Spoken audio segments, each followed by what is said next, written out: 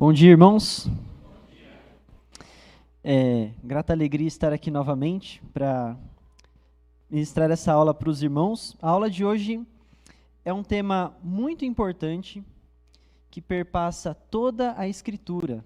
Nós vamos estudar o fim de todas as coisas, o grande fim, que recebe muitos nomes, o Apocalipse, o grande e terrível dia do Senhor, ou, nas palavras de Jesus, simplesmente o fim. Esse tema, ele é tão importante que ele está intimamente ligado com a mensagem principal da igreja, a mensagem do Evangelho. Esse tema, ele também está intimamente relacionado com a mensagem do discipulado. Ou seja, ele tem tudo a ver com a nossa vida de igreja, a nossa vida como corpo de Cristo, Eu quero começar aqui lendo com os irmãos um texto em Gênesis 3,15.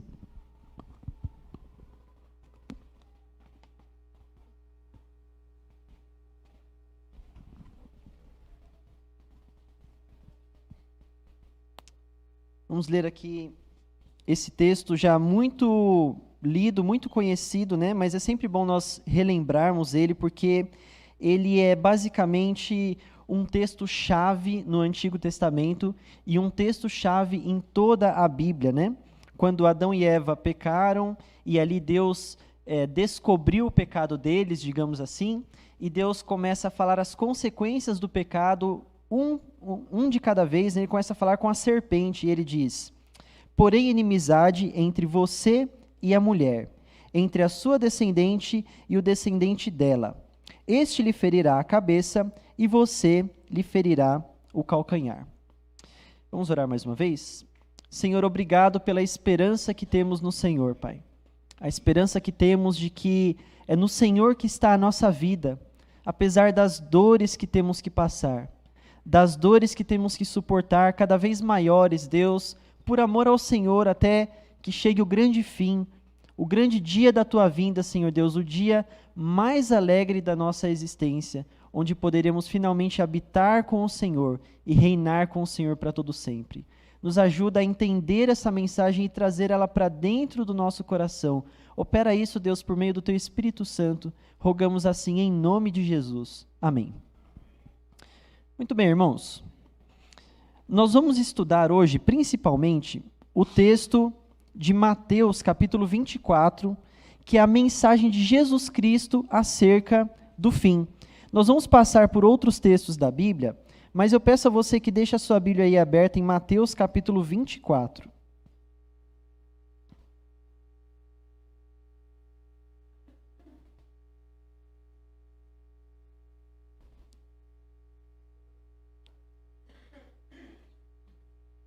Em Mateus capítulo 24, nós temos uma conversa entre os discípulos de Jesus e Jesus, porque Jesus Cristo ele fala que o templo seria destruído, não restaria nele pedra sobre pedra. E aí os discípulos começam a se questionar, se perguntar, algo que nós gostaríamos de perguntar para Jesus, Jesus, quando que vão ser essas coisas? Quais vão ser os sinais que indicam que o fim está próximo, o dia da tua vinda, o dia em que o Senhor finalmente vai restaurar todas as coisas? E como é que nós nos preparamos para isso? Eles fizeram uma série de perguntas ali e Cristo passa a responder. Nós vamos entender a resposta de Jesus em 3 pontos distintos. Acho que meu passador está aqui, Em 3 pontos distintos. Nós vamos entender isso da perspectiva da esperança, da perspectiva das dores e da perspectiva do fim. Esses são os 3 pontos da mensagem de Jesus, a pregação de Jesus Cristo naquele dia: a esperança, as dores e o fim. Para nós entendermos primeiro a esperança, nós vamos voltar então no Antigo Testamento para compreender qual que era a esperança não anunciada por Jesus naquele momento, mas que já vinha sendo anunciado desde o Gênesis. O estudo do Apocalipse, ou o estudo das últimas coisas, começa ali em Gênesis 3,15. Por quê? Adão e Eva pecaram, a sentença deles era a morte, mas ao invés de uma morte completa, eles receberam as consequências do pecado e eles receberam um tempo de vida na terra para que eles pudessem tomar uma decisão perante o seu Salvador.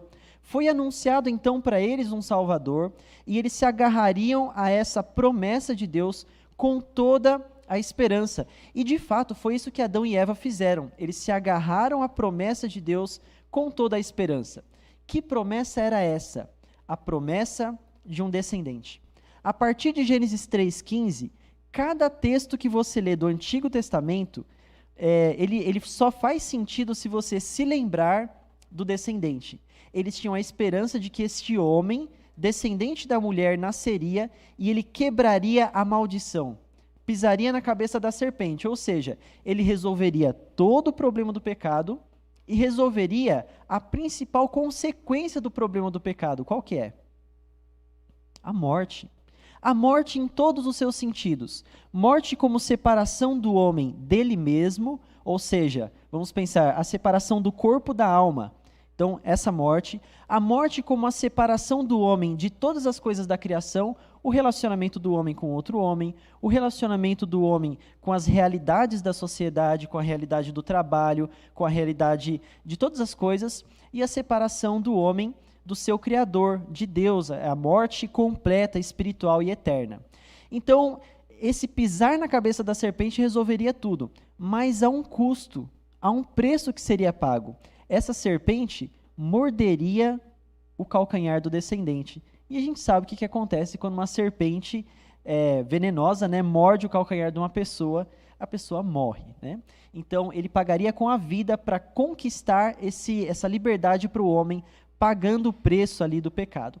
Esse entendimento já estava na consciência das pessoas desde aquele tempo. E na realidade, nós estamos aqui falando da esperança, né? Na realidade, isso muda tudo na nossa vida. Esquecer disso também muda tudo na nossa vida. Quando nós falamos da esperança, existe uma tríade na palavra de Deus, né? Existe uma tríade, que é a fé, a esperança e o amor. Essas três coisas são extremamente importantes na nossa vida. E quando a gente fala da esperança, a gente fala de toda a expectativa que uma pessoa tem a respeito da vida. Tudo que ela espera da vida, a maneira como ela enxerga o mundo. Todas as pessoas, indistintamente, têm uma esperança. Se você está vivendo e você não tem esperança, você simplesmente para e morre. E às vezes até a razão de você morrer tem a ver com a maneira como você enxerga o mundo, tem a ver com a sua esperança. O que acontece quando a nossa esperança é o Senhor? Toda a nossa vida é redirecionada com base no que o Senhor quer, no que o Senhor determina, no que o Senhor diz a respeito de nós, porque a gente tem uma esperança de que esse nosso Senhor que está nos dando mandamentos, esse nosso Senhor que está dizendo que Ele está apacentando a nossa vida, este Senhor vai nos restaurar de maneira completa. Eu quero comentar aqui, se você estiver anotando aí, anote esses textos, né? Anote Gênesis 3,15 para falar sobre a esperança. Anote também Jó 19:25. Lá em Jó 19:25, Jó fala assim: eu sei que o meu Redentor vive, e eu o verei com esses meus próprios olhos. Jó foi o primeiro livro da Bíblia a ser escrito. Ele não conta a narrativa da primeira história da humanidade, mas ele foi o primeiro a ser escrito. É um livro antiguíssimo, extremamente antigo. Provavelmente, Jó é tão antigo que ele não foi escrito nem em papiro, nem num pedaço de papel. Provavelmente foi um pedacinho de argila que uma pessoa pegou, com um pedacinho de madeira, e ele fez umas palitadas assim na argila, que era como se escreviam os livros antigamente. E Jó já relata essa esperança do homem em um Redentor. Naquele ápice do desespero de Jó, sofrendo ao máximo, sem poder morrer, sem ter o direito de morrer, Jó se apega a uma esperança. Ele fala, eu sei que o meu Redentor vive. E tem mais, ele fala assim, eu sei que o meu Redentor um dia vai ser levantado do pó. Lembra que Deus falou para o homem, lá na maldição do pecado? Do pó vieste e ao pó voltarás. Sabendo ele que o Redentor dele era um homem, era alguém de carne e osso, ele sabia que esse Redentor iria ao pó, uma linguagem poética para morrer. Mas esse Redentor voltaria do pó. Percebem então uma noção muito clara acerca da ressurreição? A ressurreição norteia todo esse entendimento do homem. E você pensa, tá, mas de que maneira mais prática essa esperança molda a minha vida? Lá no Salmo 73, um salmo extremamente interessante, ele fala sobre o sucesso dos ímpios, a prosperidade dos perversos. O salmista, de maneira muito sincera, fala assim: olha, Senhor, eu olhava para a vida e ela não fazia sentido com a tua palavra, com a tua verdade. Porque eu via pessoas más prosperando. E eu via o justo sofrendo, perdendo a batalha. Onde está Deus? Onde é que está o Senhor que me garantiu que a vitória é dele, que ele restauraria todas as coisas? E aí ele diz o seguinte: quase me resvalaram os pés. O que ele quer dizer? Eu quase abandonei a fé. Eu quase decididamente e definitivamente abandonei o Senhor. Foi por isso aqui. Até que um certo dia eu adentrei no santuário do Senhor. Como você está aqui hoje reunido, não nesse lugar específico, mas reunido como igreja de Cristo, ele um dia adentrou no templo do Senhor e ali, provavelmente em algum sermão de algum profeta ou de algum sacerdote, ele aprendeu uma lição importante sobre a esperança, né? E o salmista fala assim: então eu atentei para o fim deles. O salmista aprende por meio do ensinamento profético ali naquele dia que o fim dessas pessoas é uma desgraça. O fim dessas pessoas é a justa retribuição pela vida delas. A esperança molda a nossa visão de maneira que você sabe que ainda que uma pessoa, durante toda a caminhada dela nessa vida, seja próspera, apesar dos seus maus desígnios, apesar da sua perversidade, essa pessoa vai receber a justa recompensa pelo que ela fez. Da mesma maneira, vale a pena amar o Senhor, vale a pena esperar pelo descendente, porque aqueles que esperam no descendente vão receber também uma retribuição por essa esperança. Reparem na linguagem dos salmos. Muitas vezes o salmista fala algo do tipo assim, por exemplo, no Salmo 5, ele fala: os ímpios são assim, os ímpios são assados, os ímpios são assim, os meus inimigos são assim. Eu, porém, e o que é que você espera? Você espera que ele vai falar o seguinte: eu, porém, sou justo, eu, porém, sou bom, eu, porém, sou correto. De fato, em alguns salmos ele fala isso. Mas nesse salmo, em alguns outros também, ele fala o seguinte: eu, porém, vou entrar no santuário do Senhor e vou contemplar a misericórdia do meu Deus. Quando ele contrasta a vida dele com o ímpio nessas situações, ele fala: eu sou aquele que alcança misericórdia, porque eu espero no Senhor. Ser ímpio nessa situação não é simplesmente praticar o mal, mas é você não esperar no Senhor, enquanto que o justo é aquele que espera no Senhor e por conta disso alcança misericórdia. A nossa esperança está em nós sabermos que quem dá o desfecho final da humanidade, quem prometeu uma restauração completa de todas as coisas, é Cristo. Isso nos anima a caminhar corretamente, isso nos anima a manter a nossa esperança no Senhor. Por fim, lá em Daniel 12, esse eu quero ler com vocês. Daniel 12, 2. Já tardiamente no Antigo Testamento, quer dizer, bem mais para frente, com uma noção já mais definida com relação aos destinos que aguardam o homem, né? Daniel 12, 2. Daniel é um livro que fala muito sobre o juízo final, né? Sobre o Apocalipse.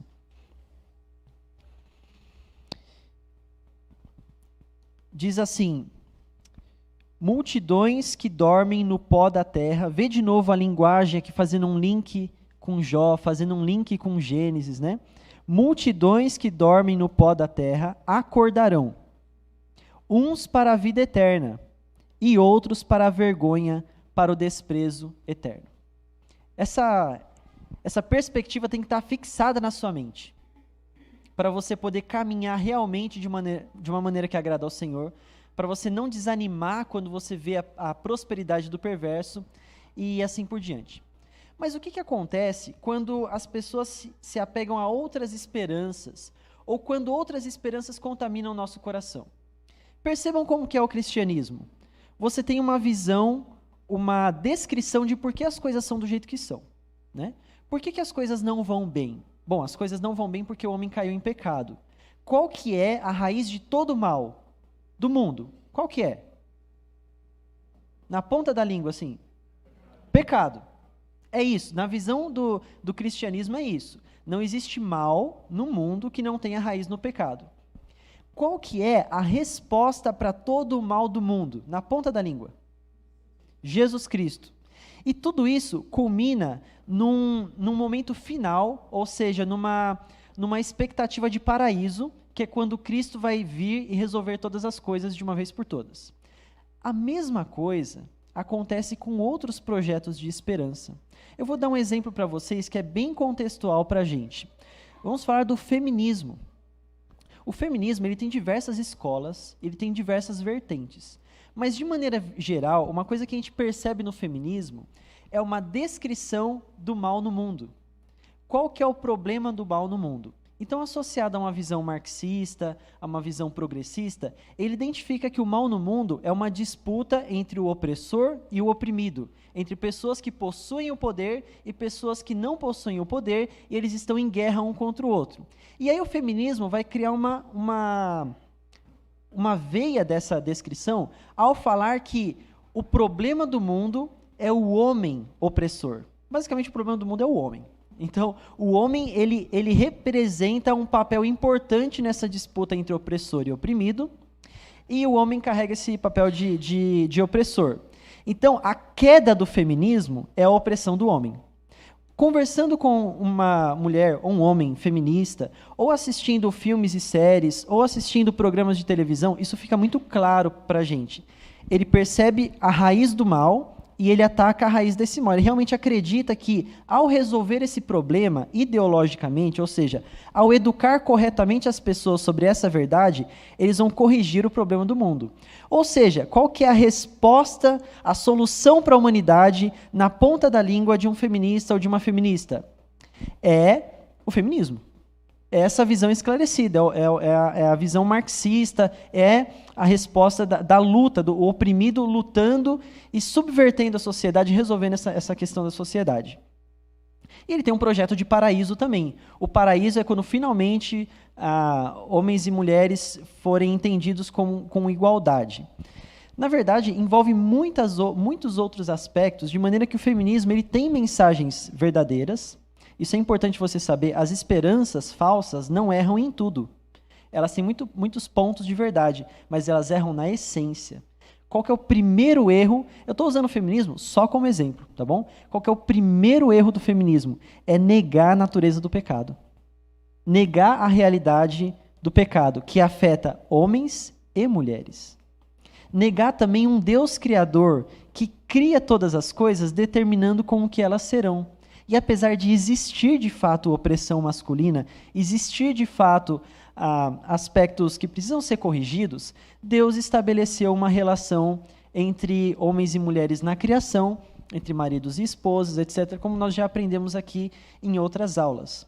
Então vocês percebem que essa visão ela pode contaminar um cristão, a ponto de, aos poucos, um cristão esquecer que o problema da vida dele é o pecado, e começar a acreditar que o problema dele são outras coisas. Esquecer que a solução para a vida dele é Cristo e começar a acreditar que a solução para a vida dele e para a sociedade são outras coisas. Isso é um perigo constante. Vamos pegar o exemplo aqui do conservadorismo. O conservadorismo é uma ideologia, é uma cosmovisão e ela não é o cristianismo. Conservadorismo não é a mesma coisa que cristianismo. São coisas distintas. Então, na visão de um conservador, qual que é a solução, né? O conservadorismo ele parte do seguinte pressuposto. Você olha para o passado, aprende com os erros do passado e assim você projeta melhor o seu futuro. E o conservadorismo ele acredita que o bem ele é percebido num consenso geral, ou seja, todas as pessoas pensando, raciocinando lucidamente vão entender o que é o bem. Então é simplesmente uma questão de olhar as coisas com um olhar claro, fazer um julgamento correto, e eles usam essa expressão, ver o que dá certo e ver o que dá errado, e aplicar isso para o futuro. Qual que é o problema dessa visão? De onde que parte a visão de solução nessa perspectiva? Parte de quem? Onde está a raiz da solução nessa perspectiva? No próprio homem. Na capacidade do homem de julgar o bem e o mal. Depois da queda, o homem é plenamente capaz de julgar o bem e o mal?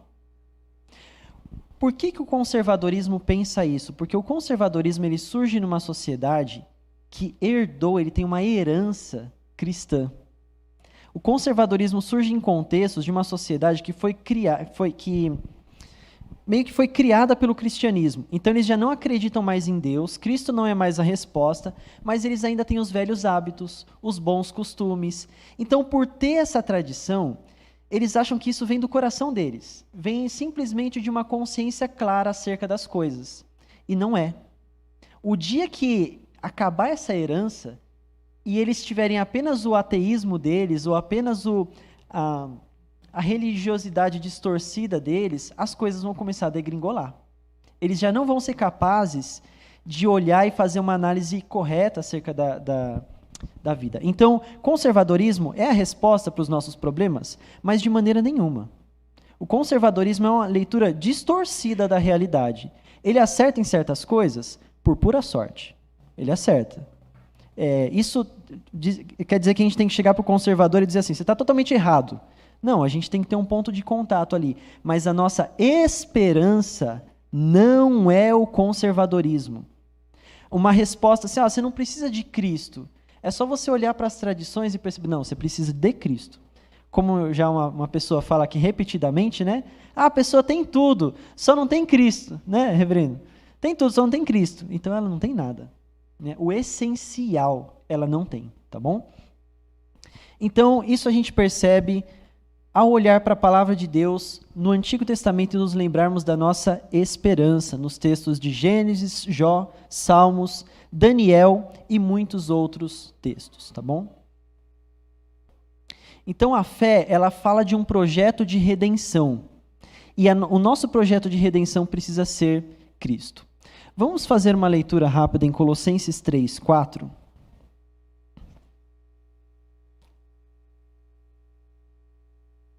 Colossenses 3, 4 diz assim: quando Cristo, que é a sua vida, for manifestado, então vocês também serão manifestados com ele em glória. Esse texto, ele é quase uma poesia, ele é extremamente profundo. Ele está falando, olha, quando Jesus for manifestado, Jesus, que é a sua vida, for manifestado, então você vai ser manifestado com ele em glória. Eu vou exemplificar isso falando do aluno e da diretora. Imaginem vocês a seguinte cena. Tem uma sala de aula, né? Acho que isso é um ponto comum aqui, todos nós estivemos um dia numa sala de aula quando crianças, né? E vocês sabem como crianças são, às vezes, criaturinhas pecadoras terríveis, né? E imagina que a professora saiu para buscar giz. É só isso, ela só saiu para buscar giz e ela falou, eu já volto, tá bom? Vocês se comportem. E aí ela sai para buscar o giz. E numa conversa banal, um aluno fala, porque isso aí é coisa do cérebro. Cérebro. E aí o coleguinha lá, o Joãozinho, fala, não é cérebro, é cérebro. E aí ela começa a tirar sarro dele. Como você é burro? É cérebro, você não sabe o que é cérebro? E aí outros coleguinhas começam a juntar, e daqui a pouco tem muita gente na sala falando, não, é cérebro. E os que não tinham nenhuma opinião, não sabiam nem o que era uma coisa ou outra, começam a falar também que é cérebro. Não, é cérebro, é cérebro. E aí começa uma perseguição dentro da sala de aula.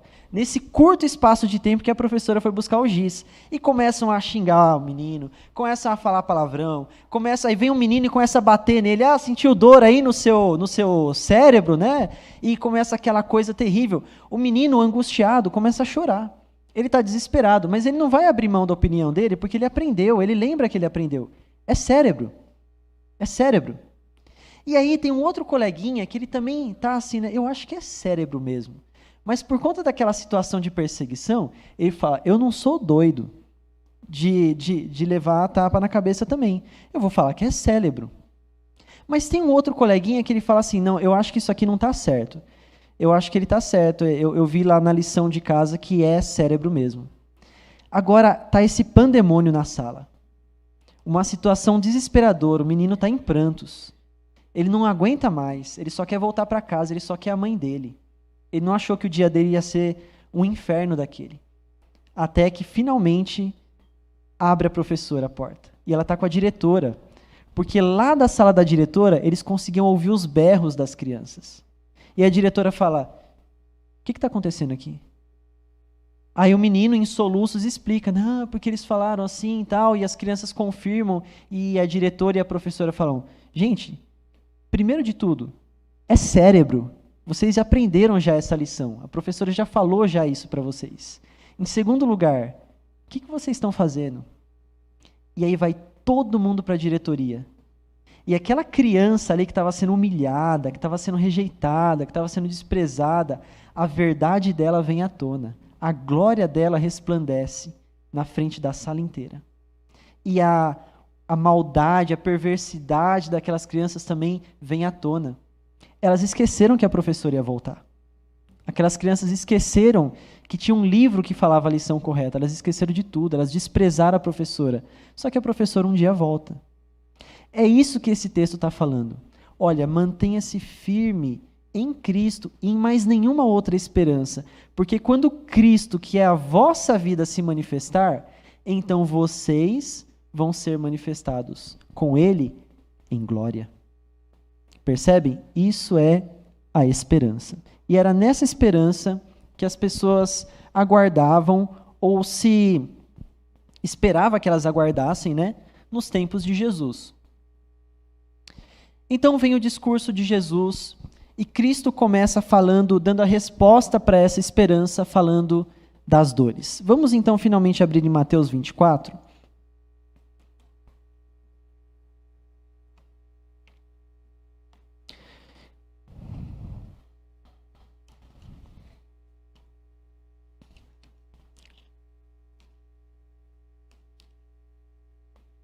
Mateus 24, vamos ler aqui a partir do verso 1. Diz assim: Jesus saiu do templo, enquanto caminhava, seus discípulos aproximaram-se dele para lhe mostrar as construções do templo. A minha versão é NVT, tá, gente? Vocês estão vendo tudo isso? Perguntou ele. Eu lhes garanto que não ficará aqui pedra sobre pedra, serão todas derrubadas. Tendo Jesus se assentado no Monte das Oliveiras, os discípulos dirigiram-se a ele em particular e disseram: Dize-nos, quando acontecerão essas coisas? E qual será o sinal da tua vinda e o fim dos tempos? Esse texto ele é interpretado de algumas maneiras diferentes, né? Duas especialmente maneiras diferentes, a gente vai ver isso ao longo do texto, mas aqui basicamente Jesus vai aproveitar a pergunta dos discípulos sobre o templo e sobre o fim dos tempos para preparar eles para a sua segunda vinda, e ele começa falando sobre as dores. Então, do versículo 4 até o 8, ele vai falar sobre os princípios das dores. Que dores são essas? Jesus Cristo está fazendo uma comparação com as dores de parto. Então, você que já teve filhos, né, ou que acompanhou aí a sua esposa, ou que conhece como funcionam essas coisas, né, sabe que primeiro a mulher tem uma dor bem forte, uma contração, mas aquilo passa e fica um bom tempo sem ter uma dor de novo. Depois ela tem outra dor de novo e a coisa vai ficando mais forte. E o intervalo entre as dores vai ficando mais curto. Jesus está usando uma linguagem aqui bem clara, comparando a volta de Cristo com um parto. E o processo que acompanha, que antecede esse parto, é um processo de dores cada vez maiores e cada vez mais frequentes. Até que finalmente o ápice da história é concebido na volta de Cristo. É um parto aguardado, né? Tem uma longa espera por aquilo, é uma espera de muita dor e dificuldade, mas finalmente vem o tão esperado filho, né? O tão esperado filho que vem do céu. É uma analogia perfeita de Cristo. Cristo é um grande contador de histórias, ele é perfeito nessas analogias que ele faz. Então, o objetivo dele de falar do início das dores é falar, olha, não tenham medo, ainda não é o fim. Então, vamos ler aqui. Jesus respondeu: cuidado que ninguém os engane, pois muitos virão em meu nome dizendo: eu sou o Cristo, e enganarão a muitos. Vocês ouvirão falar de guerras e rumores de guerras, mas não tenham medo. É necessário que tais coisas aconteçam, mas ainda não é o fim. Nação se levantará contra nação e reino contra reino. Haverá fome e terremotos em vários lugares. Tudo isso será o início das dores. Então, reparem aqui um resumo, né? Cristo fala de falsos cristos que vão enganar a muitas pessoas, calamidades e fome por toda a terra, guerras e rumores de guerras. Eu separei ali um arquivo, não vai dar para a gente mostrar ali, mas ele mostra quais foram os falsos cristos, as pessoas que se afirmaram ser o Messias no século XIX e século XX. Gente, é uma lista gigantesca. E essas pessoas têm muitos seguidores. Talvez você conheça o nome de algum deles. Por exemplo, John Jones, ele é bem famoso, né? Tinha uma multidão que seguia ele e tinham vários crimes que aconteciam ali na seita deles, né? E no final todo mundo se matou. Tinham outros caras também que falavam, no dia tal o meu corpo vai ser glorificado. Aí no dia tal não acontecia nada e o cara desaparecia da mídia, né? Com os seus milhões que ele já tinha conseguido. E muitos outros messias e cristos, mestres hinduístas, né? Pessoas que se diziam reencarnação de Cristo. Tinha um cara que falava que o filho dele era a reencarnação de Jesus. Aí nasceu outro filho e ele falou que era a reencarnação do Deus Pai. E assim por diante. E a gente acha ridículo, mas assim, muitas pessoas seguiam eles. Muitas pessoas mesmo. Pessoas que diziam assim, minha vida foi mudada por esse cara. Eu era um devasso, eu era um perdido, e quando eu encontrei esse cara, minha vida mudou. Entendeu? Se a gente olha para essas pessoas, a gente não deve simplesmente taxar elas de pessoas ignorantes. Você tem pessoas, médicos, doutores, advogados que seguiam essas pessoas. Só que além disso, eu quero que você atente para uma questão aqui, que é o seguinte. Jesus fala assim, surgiram muitos falsos cristos. O que significa a palavra Cristo? O quê? É o Messias, né? Cristo é o ungido, é o Messias, é esse que é anunciado, é a esperança, né? Se você pensar num sentido mais amplo, existem muitos falsos cristos no nosso meio. Lembrem-se das palavras eu acho que é de João. Virá o anticristo, então ele fala de uma pessoa, né? Virá o anticristo, e de fato, o espírito do anticristo já está atuando nesse mundo. Tem um aspecto do ainda não, que vai vir, e tem um aspecto do já. O espírito do anticristo já está aqui no nosso meio. São essas ideologias, esses princípios, essas esperanças que militam contra a verdade de Deus. O espírito do falso profeta já está no mundo, são as falsas religiões, etc. Mas vai vir um cara que vai ser o falso profeta. Da mesma maneira, quando Jesus fala de falsos cristos, eu acredito que isso pode realmente ser aplicado a algo que a gente vê hoje, esses falsos projetos de esperança. Toda vez que a pessoa se apega a uma coisa como um projeto de redenção para a vida dela, mesmo um ateu, ele está seguindo um falso Cristo. E é por isso que Jesus Cristo fala, nesses tempos de primeiras dores, quando as coisas começarem a se complicar, muitas pessoas vão buscar muitos projetos de esperança. Seja uma pessoa, seja uma ideologia, elas vão se apegar a isso. O alerta dele é o quê? Não caia no erro deles. Não siga esses falsos cristos, porque ainda não é o fim. Também é interessante nós observarmos, ele fala assim, não tenha medo, porque ainda não é o fim. É um pouco complicado você pensar a pessoa falando assim, olha, não fica com medo, vai piorar. Não faz muito sentido, né? Não tenha medo, ainda não é o fim. Eu acho que o propósito de Cristo é alertar para o perigo do medo. O medo, ele tem esse poder de fazer você se desviar do caminho, de fazer você buscar uma esperança de recompensa mais imediata, buscar uma esperança que de maneira carnal faça mais sentido para você. Então ele está dizendo, não se deixem vencer pelo medo quando essas coisas terríveis começarem a acontecer. Que coisas terríveis são essas? Guerras, rumores de guerra, né? A gente às vezes até fica tão impaciente que dá vontade de que tenha guerra logo, de tanta ameaça de guerra que tem, né? Teste de míssil aqui, teste de míssil ali, e quase que culmina numa terceira guerra mundial, mas não. E aí fica nessa situação, essa tensão global, né? Ele fala, não deixa se vencer pelo medo, não ceda aos falsos cristos, mantenha a sua esperança. Aguente as dores, porque o filho está vindo. Depois nós temos uma segunda parte, e essa divisão na Bíblia, ela acontece em todos os textos apocalípticos, todos. Eles dividem as dores em duas partes. Um primeiro momento difícil e um segundo momento mais difícil, que são as últimas dores de parto. Nas últimas dores de parto, um resumo aqui do que está do versículo 9 até o 14, são perseguição global e apostasia, muitos falsos profetas, o esfriamento do amor, e aqui a gente pode entender tanto para cristãos quanto para ímpios, né?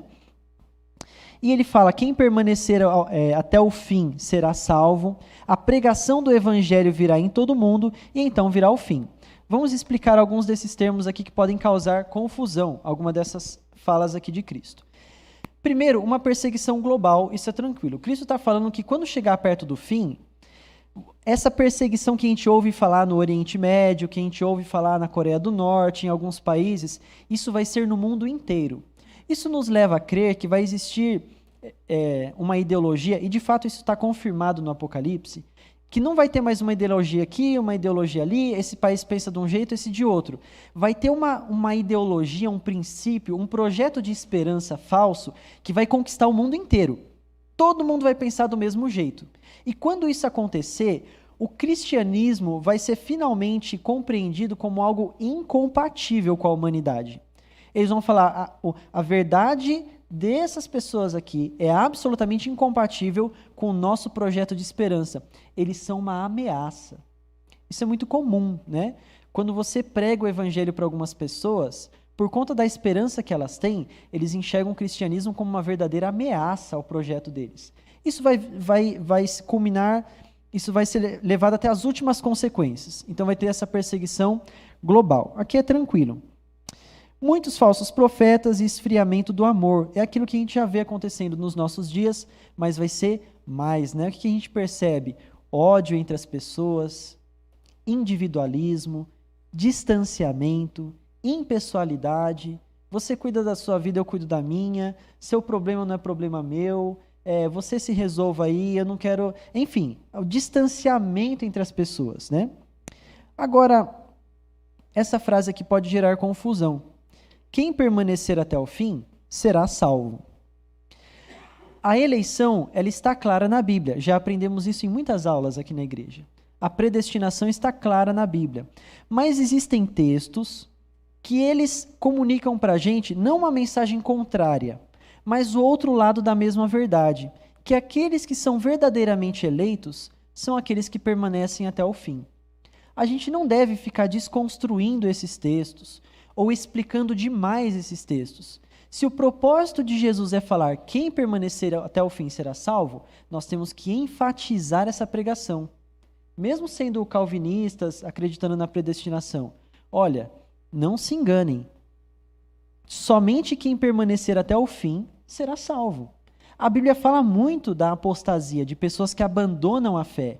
Inclusive em Hebreus 6 é bem claro, ao falar que uma pessoa que abandona a fé, é impossível renovar essa pessoa para o arrependimento, porque ele está crucificando de novo ao Filho de Deus. Então, meus irmãos, existe esse lado, sim, de nós vigiarmos a nossa atitude, de nós não acreditarmos precipitadamente na nossa salvação.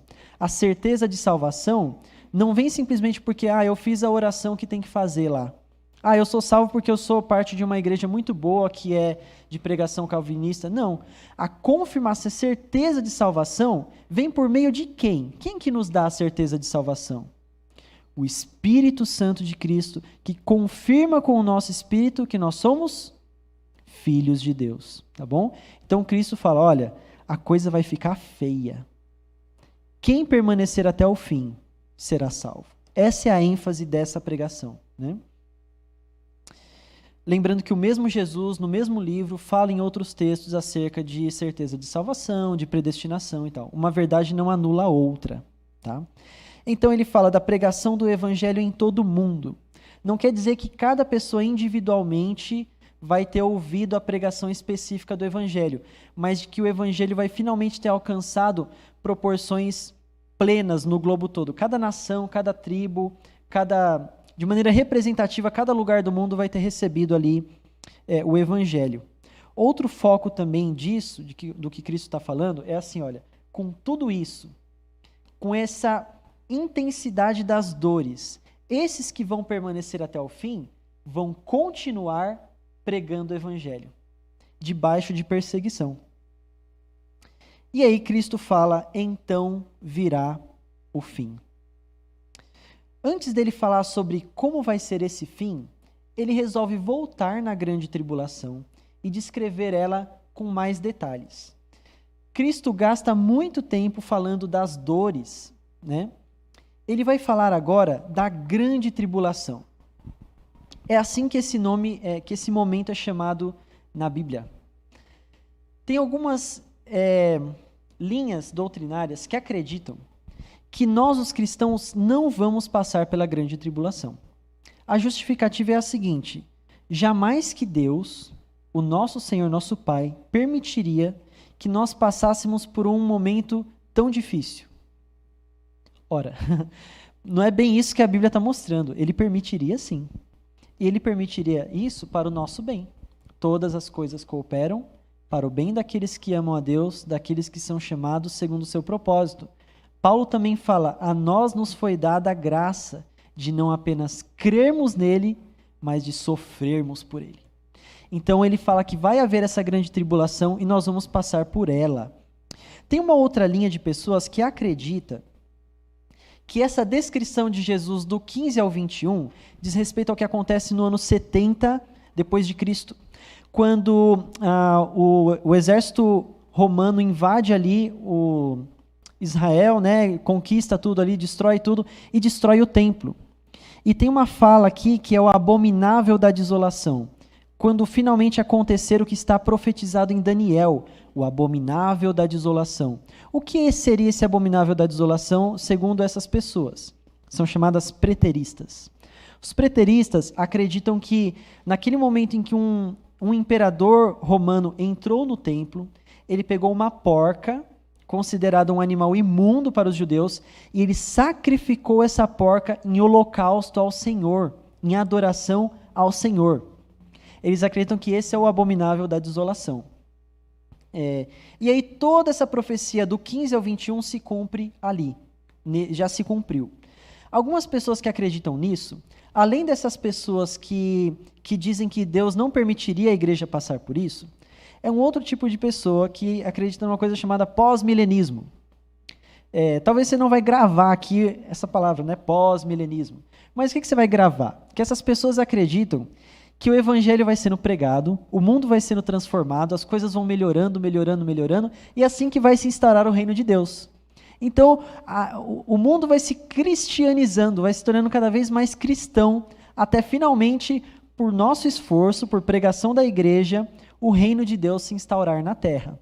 Essas pessoas costumam ser muito engajadas politicamente, acreditando que esse projeto de que todas as nações vão ser cristãs vai realmente acontecer por esforço da igreja. Isso é uma visão que não está muito de acordo com a Bíblia, tá bom? Quando nós lemos aqui esse texto, não é isso que está dizendo. Está dizendo, na verdade, que à medida em que a igreja vai prosperando em fé, o mundo vai se degradando. Até o momento em que essa curva vai ficar tão distante que vai ser um insuportável ao outro e vai vir essa grande tribulação. Isso condiz com o Apocalipse, etc.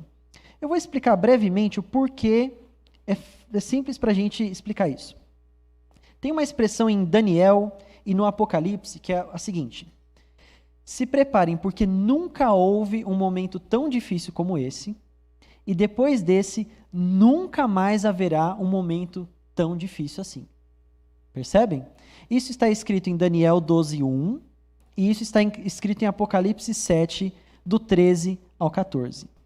Depois do que aconteceu no ano 70 depois de Cristo, a invasão do Império Romano ali, a destruição do templo, houveram outras coisas muito piores na história da humanidade. Então, você tem ali o Holocausto judeu, por exemplo, que aconteceu com os próprios judeus. Você teve a Primeira Guerra Mundial. Logo na sequência da Primeira Guerra Mundial, a gente teve, eu acho que foi a gripe espanhola, né? A gripe espanhola que devastou o mundo. A gente teve situações muito piores do que o que aconteceu naquele momento, naquele lugar com os judeus.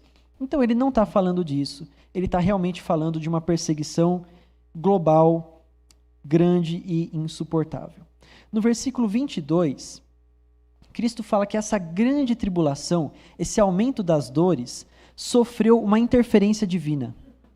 Por amor, por piedade, por misericórdia para com o povo de Deus, ele abreviou esses dias. Ele abreviou esses dias. Então, digamos assim, Deus tinha profetizado que ele duraria um certo tempo, mas ele resolveu pegar esse tempo e encurtar, e abreviar ele. Porque senão, nem os eleitos suportariam. O que isso quer dizer? Muito provavelmente que por causa da nossa condição humana, ainda afetados pelo pecado, até os mais fiéis de nós cederíamos à tentação do anticristo. Até os mais fiéis de nós se curvariam diante da besta. Mas por amor aos eleitos, o nosso Senhor abreviou esses dias para que nós pudéssemos suportar. Então não se preocupe, porque aquela profecia ainda permanece, né? Não vos sobreveio tentação que não fosse humana, mas Deus é fiel e não permitirá que sejais tentados além das vossas forças. Mas junto com a provação, vos proverá livramento, de sorte que possais suportar. Finalmente, então, ele retoma o alerta aos falsos cristos. Perceba a ênfase que ele dá nisso, né, do versículo 23 até o 28. Especificamente, ele fala, olha, se alguém falar assim, ele está numa casa lá em tal lugar, não vai. Ele está lá fora, não vai. Por quê? Porque o dia que o Cristo voltar, ele não vai estar dando uma palestra. Ele não vai estar conversando com o pessoal, vai ser como relâmpago. Assim como o relâmpago que sai do Oriente e se mostra no Ocidente, assim vai ser a vinda do Filho do Homem. E finalmente a gente tem aqui um resumo dessa mensagem de Cristo, né? Por que Cristo fala das dores? Qual que é o objetivo dele? O objetivo dele é nos livrar do medo. Quando você ver as coisas acontecendo, não achem que o mundo é um caos, não acreditem que a vida não tem um propósito, que as dores não têm um propósito, acreditem que o fim é Cristo. Não se deixem vencer pelo medo, essa é a mensagem de Jesus. O segundo é, sejam corajosos no testemunho, mesmo a custo da pele de vocês. Lembrem dos apóstolos, irmãos, cerrados ao meio, apedrejados, crucificados de ponta cabeça por amor de Jesus. Então nós temos que ser firmes nesse testemunho. Vai chegar um dia, e talvez seja o dia de vocês, talvez seja o dia dos filhos de vocês ou dos netos de vocês. Talvez tenham pessoas aqui nessa igreja hoje que vão passar pelas segundas dores, pela grande tribulação. O nosso coração tem que estar firme em Jesus. A cada geração, nós não tínhamos a certeza de quem ia passar pela grande tribulação e quem ia ver o dia da volta do Filho de Deus. Mas a mensagem para todos era essa: você tem que estar todos os dias acordar preparado para sofrer fisicamente por amor a Jesus e não negar a sua fé. Se nós temos que estar preparados para esse tipo de perseguição, quanto mais para uma perseguição ideológica, quanto mais para uma perseguição moral, sentimental ou intelectual, que é essa que nós já vivemos nos nossos dias. E, finalmente, o alerta contra os falsos cristos. Não acreditem neles. Coloquei um texto aqui, eu não vou ler ele agora. Esse texto, na verdade, toda a carta de 1 Pedro, a mensagem dela é essa: aguentem firme. E esse texto, Pedro fala assim, gente, não se admirem do que está acontecendo com vocês. Porque a igreja ali estava sendo muito perseguida, morta mesmo, sofrendo, castigos terríveis, né? Não se espantem com isso, porque importa que vocês passem por isso para glorificar o Senhor. Lembra da professora, né? O dia que a professora voltar com o giz, lembra que a recompensa de vocês vai ser grande, e a recompensa dessas pessoas vai ser terrível. E finalmente vem o fim. Esse aqui é o ápice do discurso de Cristo. Quando você vê a narrativa de Cristo, ela corresponde exatamente ao que vai acontecer. Ele começa a falar das primeiras dores, fala rapidinho. Depois ele fala das segundas dores, é um texto maior. Depois ele volta, fala de novo das segundas dores.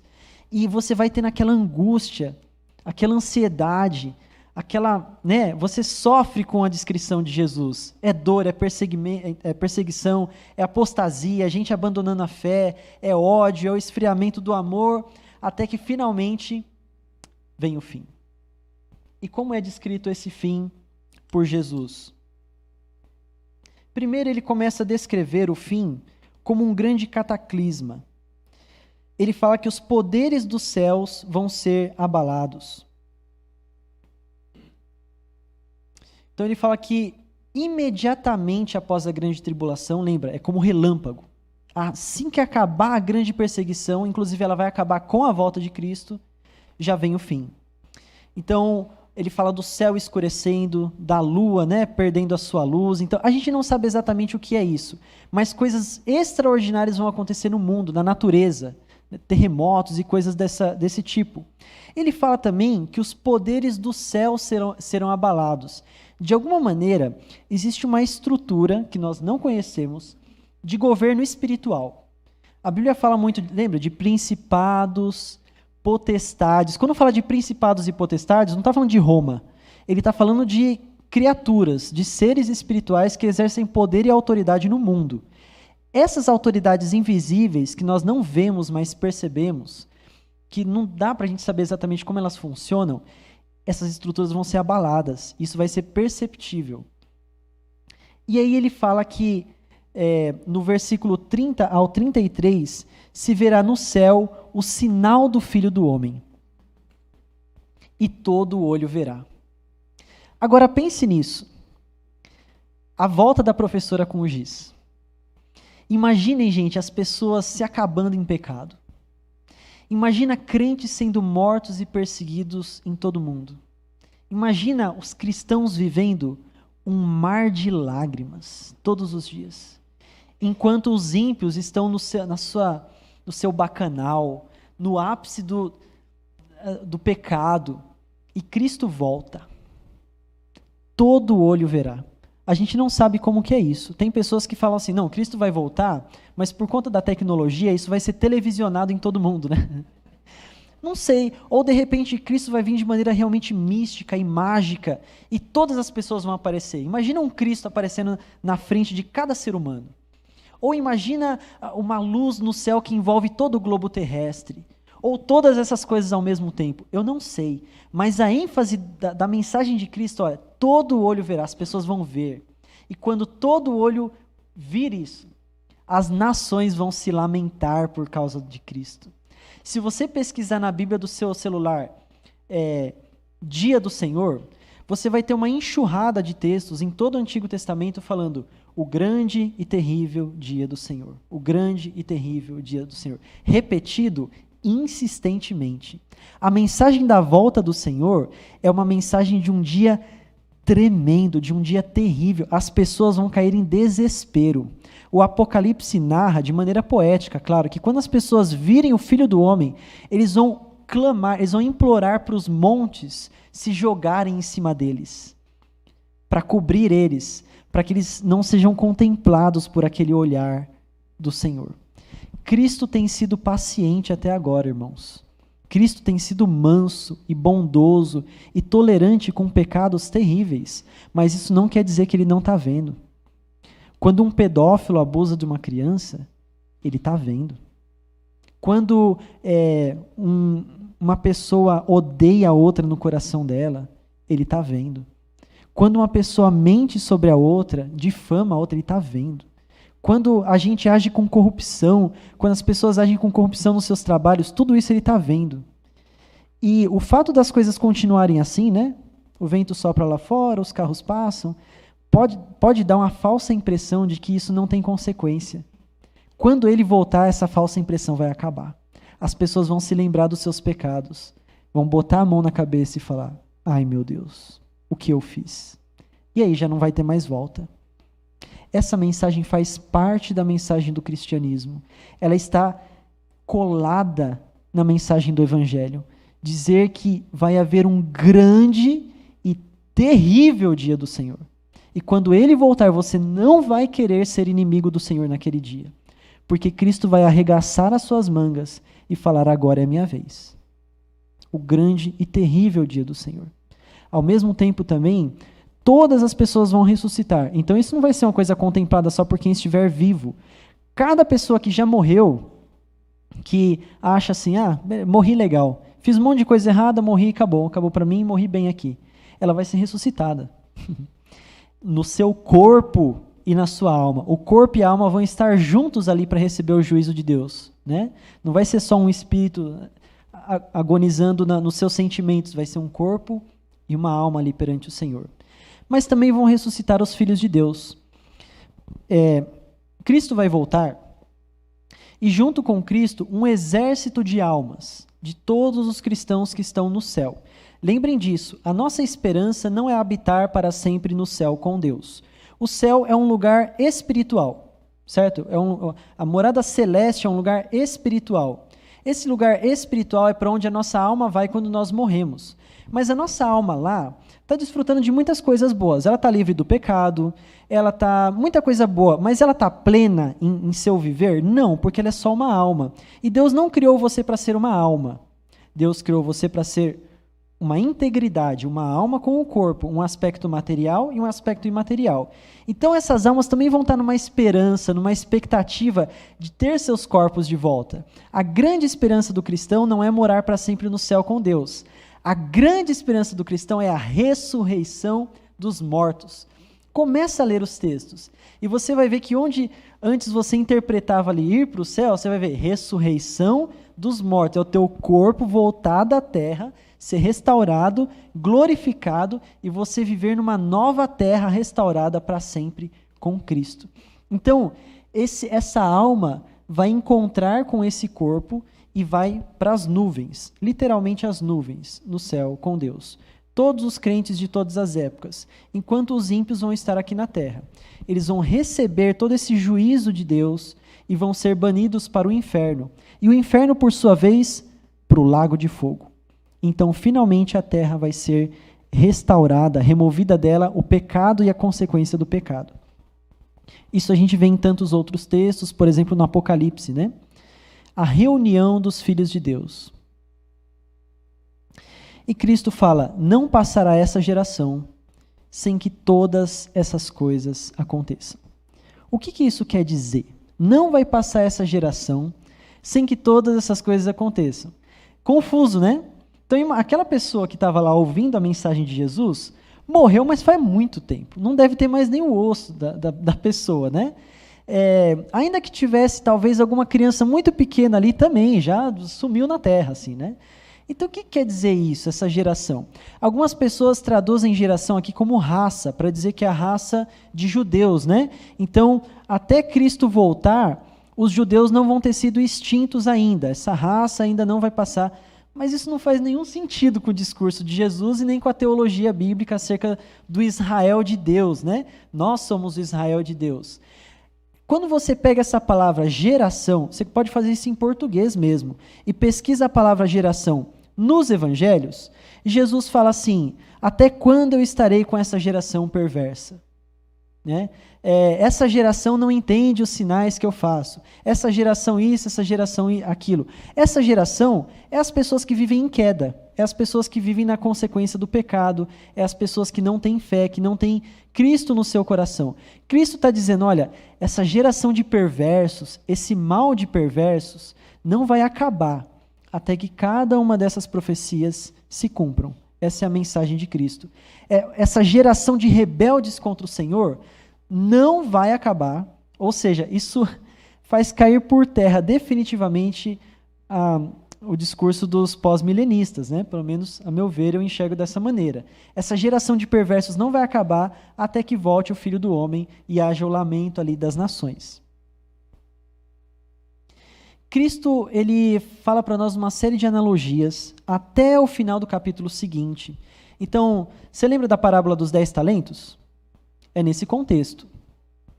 Passei um pouquinho do meu horário, né? A parábola dos 10 talentos é nesse contexto. A parábola dos bodes e dos cordeiros é nesse talento. E tantas outras parábolas ele fala, todas nesse contexto, no mesmo discurso. No mesmo discurso. E a ênfase dele é dizer para a gente assim, olha, tem 2 tipos de pessoa no mundo, né? Os filhos de Deus e os filhos do diabo. Não se esqueçam disso. Naquele dia vão ter 2 tipos. Os que ajudaram Jesus quando ele estava com fome, com sede, e os que não ajudaram Jesus. Vão ter aquelas pessoas que foram fiéis guardando os talentos e as pessoas que enterraram os talentos.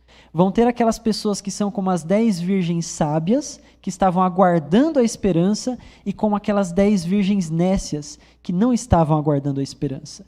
O alerta de Jesus é a pregação do Evangelho, baseada na mensagem do fim, que deve ser a nossa pregação. Quando você fala para as pessoas, quando você ensina, você deve ensinar dessa maneira. Olha, vão ter 2 tipos naquele dia. vão ter os infiéis e vão ter os fiéis. Não simplesmente pessoas que foram boas por si mesmas, ou pessoas que foram más por si mesmas, mas as que aguardavam a esperança, e as que não aguardavam a esperança. E nós precisamos até o fim ser o povo que aguarda a esperança e que anuncia a volta do Senhor Jesus. Isso tem relação, gente, até com a nossa Santa Ceia. Porque todas as vezes que comerdes esse pão e beberdes esse cálice, anunciais a volta do Senhor até que Ele venha. Anunciais a morte do Senhor até que Ele venha. Finalmente, o discurso de Jesus termina separando essas duas pessoas, né? E estes irão para o castigo eterno, mas os justos irão para a vida eterna. Mateus 25, 46. O que resta para nós ao lembrar do Apocalipse? A condenação é real. Não devemos ser tolos de achar que essa paz que reina lá fora implica em que Deus vai deixar impune o mal. Ele não só vai punir, como vai punir de uma maneira, gente, terrível, terrível. Isso precisa estar na nossa consciência e na nossa pregação. Segunda verdade, vale a pena confiar em Jesus. Se você tem se sentido desanimado, se você tem se sentido desencorajado por coisas que acontecem no seu coração ou coisas que acontecem à sua volta, não esqueça da mensagem de Jesus, vale a pena confiar em Cristo. E é preciso andar com justiça, porque a Bíblia fala, Deus recompensará a cada um segundo as suas obras. E é isso. Eu espero que essa mensagem, relembrar essa mensagem, fortaleça a sua fé, fortaleça o seu coração e a sua pregação do Evangelho. Eu passei um pouquinho da hora, eu não sei se dá para abrir para perguntas, irmão? Ou já. Se alguém tiver alguma pergunta, pode fazer agora e a gente procura responder. Não? Alguém quer confessar algum pecado? Não? Então tá bom, vamos orar e eu vou passar para o irmão Salvio.